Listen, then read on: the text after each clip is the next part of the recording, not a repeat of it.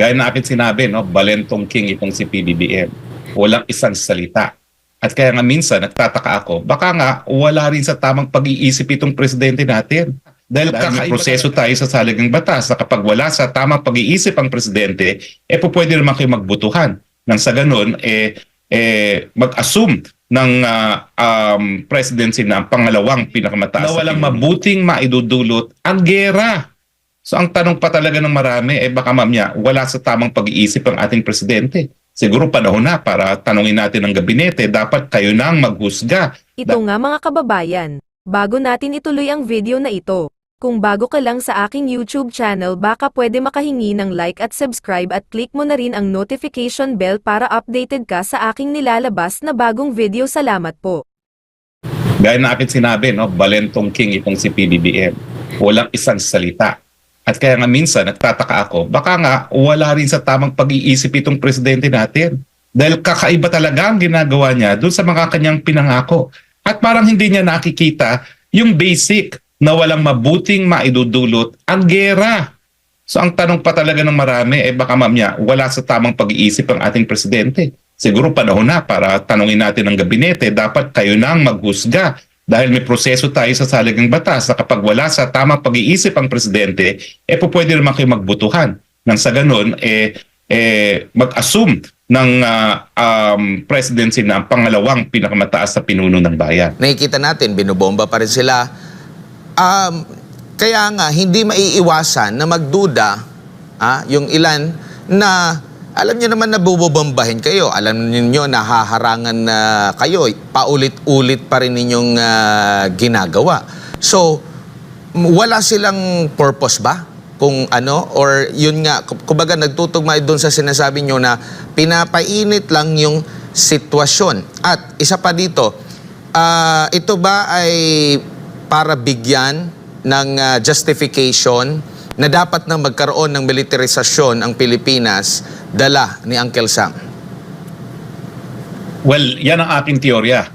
Na dahil nga sa panahon ni Presidente Aquino, sa panahon ni Presidente Duterte, alam nila na ang China ay magre-react na magwa-water cannon sila kung magpapadala ng construction materials. Naging pulisiya ng parehong administrasyon na huwag magpadala ng construction materials, at least lantaran, doon sa Sierra Madre, dahil mas importante na manatili ang presensya ng ating kasundaluhan doon sa bulok na Sierra Madre. Pero dito, alam din yan ni Presidente Marcos Jr. Pero kaya niya ginagawa nga yan, sa tingin ko, no, dahil hindi kumakagat ang mga Amerikano doon sa kahit anong drama natin na inaapi kami, nagagalit na ang Pilipino, sumaklolo na kayo. Paano naman magre-react ang Amerika? Unang-una, ang pinakamalaking trading partner ng Amerika ay ang China. Kung pupunta kayo ngayon sa isang department store at magsha-shopping sa Amerika, halos wala ka nang mabibiling made in USA, lahat made in China. Pangalawa, pinakamalaking pinagkakautangan ng Amerika ang China pagdating sa dollar reserves at pagdating din sa mga bonds, no? At syempre, isa sa pinakamalaki kung hindi pinakamalaking foreign investor din sa Amerika, ang China. So alam nila na ang pangnasyonal na interest nila ay itaguyod ang mas mabuting pagsasama sa bansang China, dahilan kung bakit nagkaroon nga ng summit sa San Francisco si President Xi at saka si President Biden. At ngayon, patuloy po ang people-to-people contact ng China at ng Amerika. Ang huling nagpulong ngayon ay ang mga opisyalis ng China at yung Harvard University president na sila ay magkakaroon ng collaboration, no? Lalong-lalo na pagdating sa high-tech research, no? So, kung ang bansang Amerika ay inaayos ang kanyang relasyon pagdating sa China, bakit ang Pilipinas, taliwas ang ginagawa? Parang tuloy lumalabas para tayong spoiled brat. Kung ang tawag natin sa China ay bully, ang Pilipino naman mukhang spoiled brat na tumatakbo kay Uncle Sam, na si Uncle Sam naman ibang inaatupag. Ang inaatupag ay pagsulong ng sarili niyang ekonomiya, at ito ay magaganap lamang o mangyayari kung magkakaroon ng mas mabuting samahan sa panig ng Amerika at ng China. Bakit ba hindi natin imulat ang ating mga mata sa realidad? Money talks. At dahil sa mga Amerikano, there's more money to be made out of China. At ang patunay dyan ay ang Apple phones at ang Tesla ngayon, ang mga pinakamalaking factories sila ay nasa China. Talagang money talks, money will prevail. and the US would want better relations with China kahit ano pang ngawa ng mga Pilipino. And yun nga, attorney, ang lagi din nating inuulit dito, nangihimok at yan yung laging sinasabi ng mga pagbiyahe ng ating Pangulo. Trilyong piso na raw ang mga pledges, mga pangako na nakuha natin mula sa iba't ibang mga bansa, galing sa mga foreign investor. Meron pa dyan yung yung sa Maharlika Fund, attorney, baka nakalimutan ng ating mga kababayan. Isa yan sa mga isinusulong para daw maraming maglagak dito. Meron tayong budget na pagkukunan sa hinaharap. Meron pa dyan yung Chacha para baguhin o luwagan yung restriction para medyo may laya yung mga foreign investors. Yet ito yung nangyayari. Parang hindi tugma. Sino ba naman na banyagang mayaman na maglalagak ng puhunan dito sa ating bansa kung nakikita niya na parang magkakagulo? Well, alam mo, yung bagamat na sandamukal na ang pagbabiyahe ng presidente, meron akong datos na nakita, no? At kung pwede natin i-flash sa screen yan dahil yan ay nasa aking Facebook page, yung Global Opportunity Index. Matapos ang sandamukal na pagbabiyahe ng ating PBBM, hindi naman tayo kulelat. We are second to the kulelat dahil ang mas mababa pa sa atin ay Cambodia. So parang kahit ano pang sabihin nila na pledge na opportunity, pag ang tatanungin mo yung mga namumuhunan mismo, sa ngayon, second to the pinakakulelat tayo pagdating sa Global Opportunity Index. Ibig sabihin, yung pagtingin ng mga mamumuhunan na merong oportunidad dito sa Pilipinas ay second to last lamang tayo. Pasalamat tayo sa Cambodia at Cambodia mas mababa pa sa atin, pero siguro kung magpapatuloy itong gulo sa South China Sea, sa West Philippine Sea, baka mamaya tayo na pinakakulelat at magpapasalamat naman ng Cambodia dahil tayo na ngayon ang magiging kulelat. Pero tama po kayo, no? Walang mabuting dinudulot ang gera. Kapag naggera, unang-una, ang theater of war ay South China Sea kung saan dumadaan ang lahat ng kinakalakal galing sa gitnang silangan at ang pinaka-importante na dyan ay yung langis. O ayan ngayon po yung Global Opportunity Index, no? Na ang Pilipinas ay second to the last to Cambodia. So nakakahiya po yan. And yet pinangangalandakan natin na yung bilyong-bilyong ginagastos sa mga pagbabiyahe ng presidente ay nagdadala daw ng mga pledges. Mukhang hanggang pledges lang yan dahil ito po ang datos. Hindi po yan natatranslate into investments. At tayo po ay naunahan lang natin ang Cambodia. Ang pinakamataas ay Malaysia, Thailand, China, Indonesia, Vietnam, India, Mongolia, Sri Lanka, no? Bagong Pilipinas. Mantakin mo, pati Sri Lanka natalo tayo. Napakatagal na panahon, nagkaroon ng gera doon, no? War zone yun, no? And yet, mas mataas pa ngayon ang Opportunity Index score ng Sri Lanka kaysa sa atin. Ang Vietnam, attorney, mas lamang pa tayo dyan sa dati. Alam mo, nagkagera pa dyan. Marami pa nakikita in terms of GDP, no? Talaga yung over a period of 25 years. Makikita mo noong una, talaga nasa taas tayo. Una, tapos pangalawa, tapos pangatlo, hanggang nawala na sa top 10, hanggang wala na sa top 20. Ngayon, nandun tayo sa gutter, nandun tayo sa kahuli-hulihan. Pero walang mabuti talaga idudulot ang gera. Pag nagkagera dito, talagang lalabas ang mga nangangapital. Kasama na dyan yung mga Chino na nangangapital.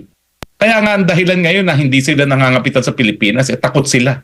Dahil mainit, hindi magandang relasyon, baka mamaya ma-confiscate ang kanilang investments. Yan ang palaging nasa isip ng mga dayuhang namumuhunan. Baka mamaya i-confiscate ang aking property, lalong-lalo na pag nagkaroon ng hidwaan sa aming mga bansa. So asahan po natin na itong hidwaan ito magre-resulta sa mas kakaunting pamumuhunan, lalong-lalo na galing dun sa mga talagang namumuhunan sa mga ASEAN countries, ang bansang China. Attorney, for the record lang, kasi sinabi mismo ni Pangulong Bongbong Marcos nung panahon ng kanyang kampanya na kapag pumanig tayo sa US, alam niya mismo siya nagsabi nito, kaaway muna ang China. At sinasabi pa niya dito, I don't work for Washington, I don't work for Beijing, I work for the Philippines. Pero dito sa nangyayaring tensyon dyan sa West Philippine Sea, meron pa bang foreign policy, yung independent foreign policy ng Pangulo na enemy to none, friend to all? Wala na po dahil talagang kinukonsidera niya ng kalaban ng China at kakampi at Estados Unidos. Gaya na akin sinabi, no, Balentong King itong si PBBM. Walang isang salita. At kaya nga minsan nagtataka ako, baka nga wala rin sa tamang pag-iisip itong presidente natin. Dahil kakaiba talaga ang ginagawa niya doon sa mga kanyang pinangako. At parang hindi niya nakikita yung basic na walang mabuting maidudulot ang gera.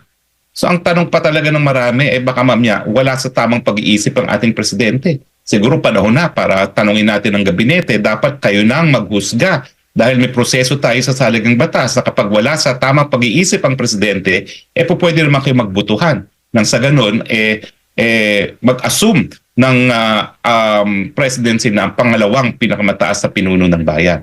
Pero pag ang pinag-uusapan na po ay buhay ng mga Pilipino sa isang giyera na hindi natin maipapanalo, baka panahon na rin po na pag-aralan natin kung tama bang pag-iisip ng ating presidente. Kung gaano tayo katapang dito sa paglaban sa ating kapakanan dyan sa, or karapatan dyan sa South China Sea, West Philippine Sea, Attorney, bakit hindi ganito kapursigido naman sa iba pang mga usapin na tagos ngayon sa nararamdaman ng mga ordinaryong Pilipino? Presyo ng mga bilihin, yung trabaho, yung issue ng korupsyon, yung illegal na droga at kriminalidad. Bakit hindi ganito katapang? Pero dito sa usapin, sa South China Sea, West Philippine Sea, abay parang gagawin na ang lahat. Na at the end, naghihirap na ngayon mga Pilipino. Kung lalala pa ang tensyon, lalong maghihirap yung mga Pilipino. Yan, kaya nga ang teorya ko talagang linilihis ang issue. Now, buti na lang meron tayong resident economist na nagsabi na sa atin na ang problema natin ay supply side inflation dahil hindi talaga tumataas ang productivity ng ating mga magsasaka. Kung itong panahon at pera na gagastusin nila sa giyera, ibuhos na lang natin sa sa pagbibili ng mga hybrid varieties ng palay na mabubuhay, maski tag-init at tag-tuyot, sa mas maraming irigasyon, sa mas maraming pataba, sa mas maraming insecticides, mas maraming traktor, siguro, bababa ang presyo ng bigas sa Pilipinas.